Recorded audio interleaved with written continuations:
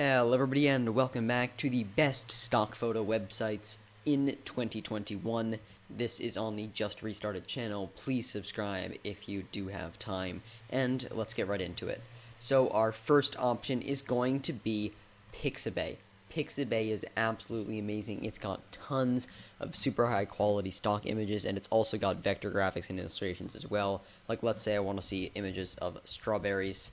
I just look up strawberry and you'll see they've got beautiful images like this, they've got like that, and let's say I want a vector graphic of it, then I can look that up and boom, here's a strawberry, and I can download it as an SVG file as well. And you can also get specific illustrations of stuff. So let's say I want an illustration of a strawberry. That will be a lot of the same as the vector graphic, but you'll also get stuff like this, which is much more like drawn style. And Pixabay's license is really good. You can basically use it for any commercial and non-commercial use.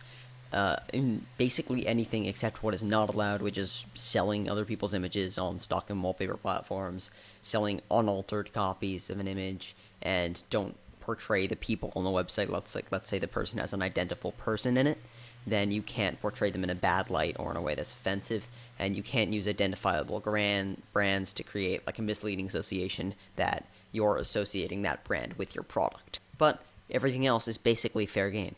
And you don't need to attribute even, but they do like when you do.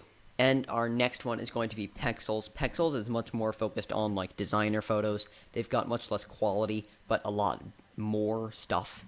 Just overall, there's more stuff. Like, let's say this is a really nice photo, and you can download it for completely free. Now, if we look up strawberry, you'll see that there are fewer results, but they've got more niche results. Like, yeah, that's a much better photo. That's a cool photo, that's a cool photo, and you'll see they're much more professional, much more artistic photos. But they're really cool even if they don't have as many things, and they've also got videos and stuff like that. And their license, just like Pixabay's, is really, really nice. All of them are free to use, attribution is not required, and you can modify them. And basically you can use it anywhere you want. The only things you're not allowed are very similar to Pixabay. In fact, I think they're almost exactly the same. The next one we're going to be looking at is Gratisography, I think it's pronounced. This is really cool, and it's a bit more quirky than what you're normally used to. They do have some Shutterstock ads, so make sure you don't click on those just to fund the website, but there's a lot more quirky stuff, like things that you wouldn't really expect and are kind of random. But they're still really, really cool, and they've got vectors as well, just like Pixabay, but kind of more strange stuff, like this is a turtle sailor. That's a frog with devil's horns. That's a sub, except it's a submarine. So, yeah. It's got a lot more interesting, kind of more random things. Like, if I look up strawberry, I've got no idea what's going to come up. Yeah, they don't even have any results for strawberry. But they do have Shutterstock things just in case. But let's say I look up building. Then I might get some interesting photos of buildings, yeah, like that. And, like, that's just a normal photo of a building, but it's very cinematic, just like Pexels as well. And they've just got some really strange and interesting stuff on this website sometimes. So, yeah, like that. and that. And that. And if you want to look for things like that, just kind of strange stock photos, this is definitely the place to go. But it's still really cool and can be really cinematic like those. And of course, their license is also very, very good. You can use them for both personal and commercial products, and you can adapt and get paid for them as well. But you cannot redistribute them, like they said.